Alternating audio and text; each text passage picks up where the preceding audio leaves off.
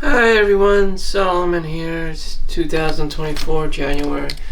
Just completed my overnight shift. Sunday into Monday. Go back. Got the day off. And then I go back here, and do whatever. So, I just went to go to the library. And I tried to finish reading the book Outliers and this book called That's What She Said. So I used my time wisely. It's the best I could, trying to eat the frog, as they say. Doing the hard things. It wasn't so bad. I just picked up a book that I was genuinely somewhat interested in. I didn't pick up some calculus book. I didn't pick up some, Warren Buffett's 1950s investment strategies. I picked up a book that I genuinely, at my reading level, that can consume. And it went well. And then I met this elderly man who I see all the time randomly at the park. And he went to go watch a movie. So basically, we saw this movie called A Dog's Journey. Looks like this. A Dog's Journey. Some friendships transcend lifetimes. And it was about this dog that just keeps reincarnating. He has the soul of a dog, so he's always being born into a dog's body. There's different species and breeds of dog. There's one species of dog, but he different breeds of dog, and his mission, his purpose in life is to protect this girl. His contract is to protect this girl. It's very sad because the dog just keeps dying and keeps reincarnating, and I could easily relate to this story, as that's probably what most guys are here for, because of XYZ girl. Any guy can relate to this story, but a lot of times the girl takes it the wrong way. And one time I was working at a hospital, and the nighttime overnight nurse tech sat me down and told me, she saw that I had this, tinkle in the eye. I had the same, aurora, this alignment, like this dog. And she's like, women always take things the wrong way. Don't take this the wrong way, but they always take things the wrong way. And it's sad. It's very sad, the guy usually ends up having to pay child support, alimony, spousal support. We see this numerous of cases, and the guy's just getting thrown under the bus for providing the girl with service. And now you have things like men go their own way because they're just sick and tired of this negative social credit, gender, bias. Then I read the book, That's What She Said, and it's always women are disrespected in the workplace, and it's a lot harder for women. They're always getting underpaid and stuff, and they're always sexual harassment at work, and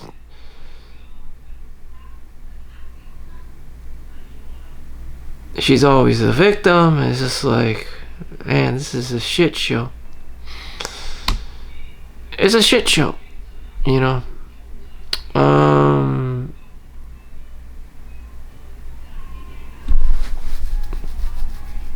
There's no end in sight of this, your purpose. It's like men have a very strong purpose that they're there for the woman or girl or whatever, to protect her and to provide for her.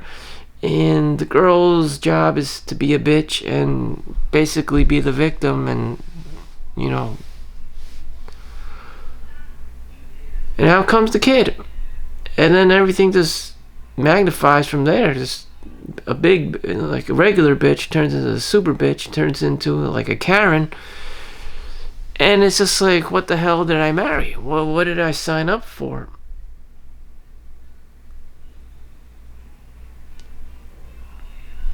So I'm kind of confused with this whole gender thing. You know, and is the guy entirely innocent? You know, he's always being an asshole. You know, he's always trying to get revenge or whatever. Or he's completely innocent. Either he's an asshole or he's completely innocent. You know. And then finally you get married. And even then it's risque. So what are the possible solutions for Solomon Chau? Well, the original Solomon Chau, the movie All My Life, he died of liver cancer, pancreatic liver cancer, starring Harry Shum. They spent $25 million on the movie. You know, he just fucking dies after getting married. That's one solution. That's one way how to get out of the karmic bind of man and woman. As for me, in my variation of Solomon Chau, I probably would just decide to buy my own condo, or my own one-bedroom condo, and sleep around with mistresses. I don't know. I just see that happening just because I don't want to give a damn. You know, women get old and cranky, arthritis, gout, osteoporosis. They complain a lot. You know, it was cool. It was cool when she was young, when she was a girl. Now it's just like, shit. She's old. Fuck that shit. I'm gonna bounce. And you know, this video was very this topic matter is just very sensitive, and just like, yeah, let's leave grandma in a nursing home and, you know, take off.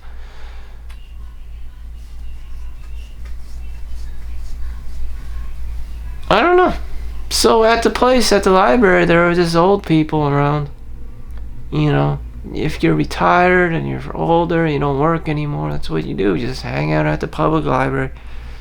You know, volunteer work or something along those lines, and you just lose a sense of purpose and drive.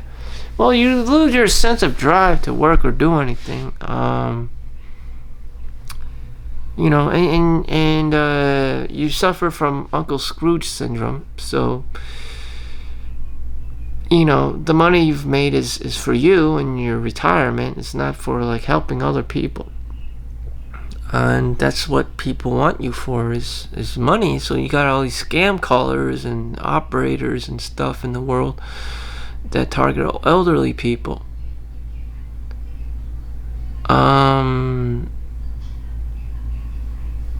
That's just how it is. You know, retirement.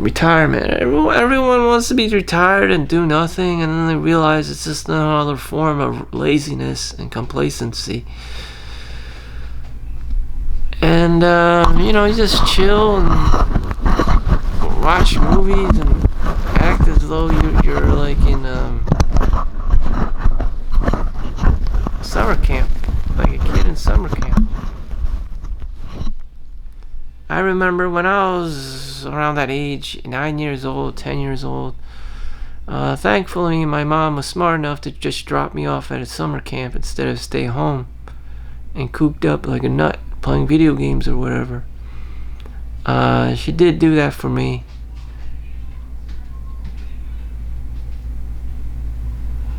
And I can see why.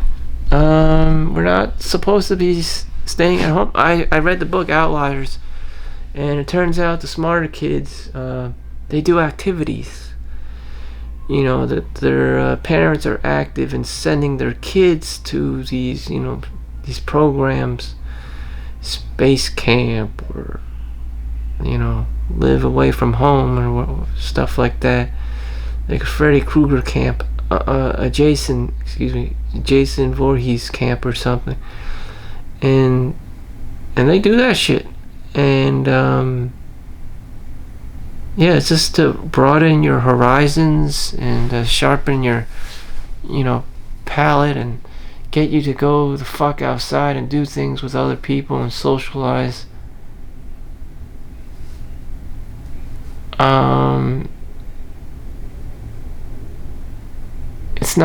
It's nice to have, but what did I really need as a kid that would have launched my success? Personally, I don't know. I couldn't read until the 4th grade, and from there I got honor roll and high honor roll. Just it's just because all the girl I liked was like a straight A student, and it's just how can she have it all? Again, with the girl thing, I was kind of envious of how she was doing it, and then I picked it up. I learned how to read, I learned how to do math, and I got high honor roll. By the time I got straight A's, by the time I was in 6th grade. So between 5th and 6th grade, I somehow magically corrected myself and became a nerd. And now these days, kids are dumber than ever with Instagram and TikTok and iPads and stuff, and I'm talking about middle school or high school kids have the reading comprehension level of kids in grade school. I don't know. I was inspired because of girl. She was very smart. And that's how I learned how to read. And I'm just wow. I attribute my reading abilities because of her. I was inspired and wanted to read because of her.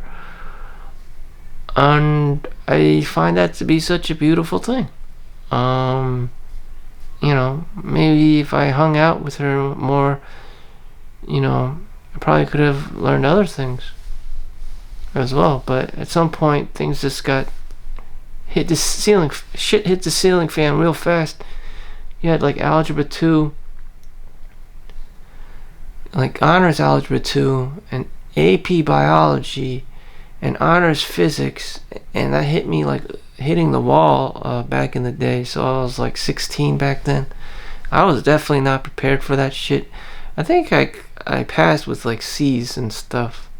But anyways, I was not mentally and emotionally ready for that shit. Did I end up needing any of that stuff? No. They just retaught it at college. Quadratic equations.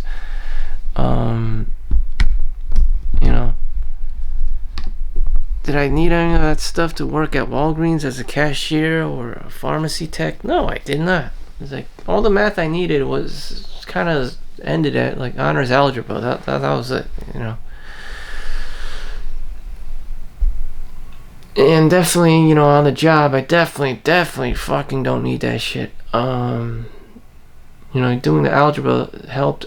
This one guy, he's 60 plus years old, who has the CAT scan and x-ray job. He can't even do the quality assurance test, and he gets away with it. Not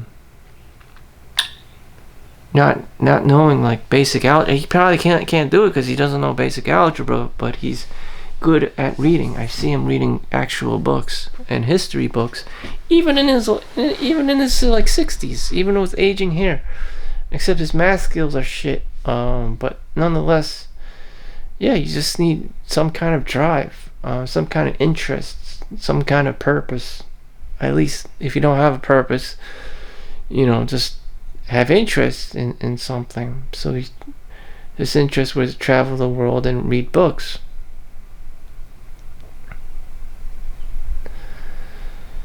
And that's pretty cool. So I spent my time at the library, and you'll notice I'm still not hitting you with flashing lights and explosions and Lambos and stuff despite my 6-figure income. It's because I wholeheartedly believe that cheap dopamine is not the way. It's a temporary fix or a stage in your life, and then you just kind of graduate. You know what it's about, and it's up to you. It's up to me to choose, and that's how you gain some kind of awareness and control in your life. Some things you cannot control. One of the girls at work got hit by a car parking, stopping at a red light. Someone just T-boned her. Someone just collided in her, and she had a really bad accident. The car was totaled, and her knee needed rehab for her knee, and she couldn't. Just doesn't work like it used to. Torn ACLs and all this stuff for something she's not even responsible for. She stopped at a red light. I mean, what else could she be doing? Like, the airbags probably knocked the shit out of her. Beautiful higher end Audi. So she had money too. And all she was doing, she wanted to get something for her dad at Costco. Innocence.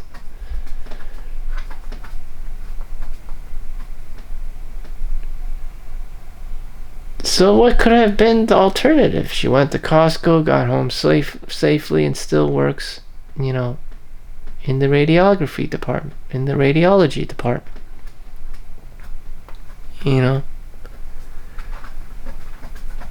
All that extra money, just, a totaled car and rehab that can easily be well over $500,000.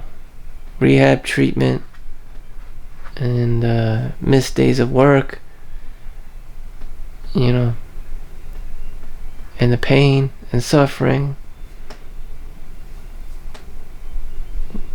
What's the point of money? Do you really even need that money? But you know what? We're all very shallow. We all want that money, even if we're never even going to use it. Or maybe you know someone needs it, and you just want to cling on to it and just be a dick about it, and dick them, and just rub it in their face, and that makes you, you're getting a high off of it, a power trip.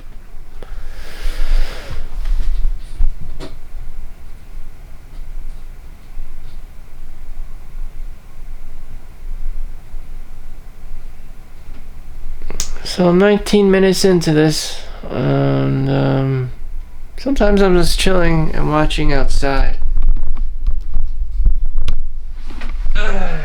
My Native American dream catcher. So my world, as an introvert, my world is very internal. Just feeling joy and happiness inside myself. These things cannot be recorded on a, on like a freaking video camera or whatever, or a computer even. So, actually a funny story is that we don't get to see. My brother actually moved to Hawaii recently, and his fiance moved in with him, and I asked if she was happy and stuff, or she just there sweating profusely, and he's like, she's just doesn't like it, in Hawaii. I'm like, I don't understand. You're in a tropical dream hut, and She doesn't like it. You gotta be crazy. But and I don't understand, because she's also Asian, from Southeast Asian, Chinese background, so they have warmer, hotter climates there. So I don't understand, the situation. But she doesn't like it. And my brother said happiness comes from within. If you aren't happy to begin with, going to Hawaii and living there isn't gonna help the situation. Isn't really gonna help you. It has to come from within first. And I feel like a lot of women are overly attached and sensitive to material world, to the point that they can't be happy, that they always have to bitch and nag like a disciplinarian. Less so with white women, because they're like, whatever,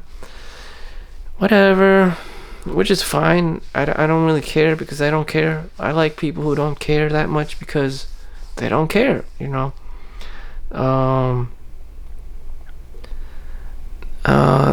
not, they know that they don't want to get involved, and they don't want to get involved, and everyone's happy.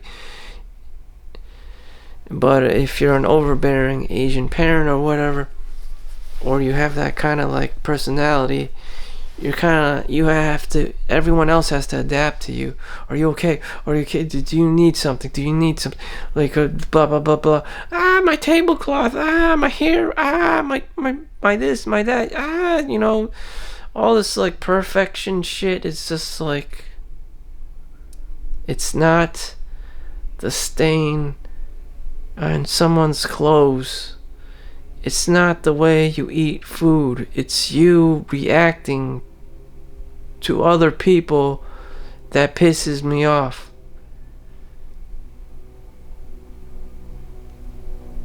I mean, just the way they act around everything. Like, they need manners for everything, and protocols. This has to be done that way, this has to be done this way. According to who? I don't know. The girl makes up the rules and all these things, and it's just like, how the fuck? How in the actual fuck? I mean, like, is this like Mean Girls? Like, are you the Brahmin class? I just don't understand. It's just like the rules just trickle down, and here's boss girl. Everyone wants to be boss girl. Again, the book, that's what she said. That's why I picked it up, because a lot of times this is what happens. This is what goes down. The girl just keeps opening her mouth, her big fat mouth, and start demanding things from everyone. It's just like, everyone's just like looking at her like, what the fuck is going on here? It's just like, where do these rules and these laws come from? It's just like, comes from her. No one else knows about these rules, and then she just starts freaking out about it, trying to lay down the law. It's just like, these rules and regulations and manners were never dictated to anyone else. It's not nothing. It's just like, she thinks everyone's supposed to know, her own inner compass. Like, you have to articulate these things that you want people to be, following, because 9 out of 10 times they don't give a fuck. They're not gonna care. This is America. This is not ancient China or wherever. Like, what the hell? No one cares about your customs or your culture. It's just like, why is it so heavily ingrained in girls? I don't know. And that's their job. That's their culture. They have to, shit smear all over everyone. And then you guys like me, like, don't put your values on me. I don't give a fuck. Well, that's my battery. That's my cue to peace out over here. So this has been Solomon Chau. Make sure you like and subscribe. Probably gonna do another video, because I don't even know what this was about, other than me ranting about bullshit. So thank you for watching. See you in the next one. Peace out.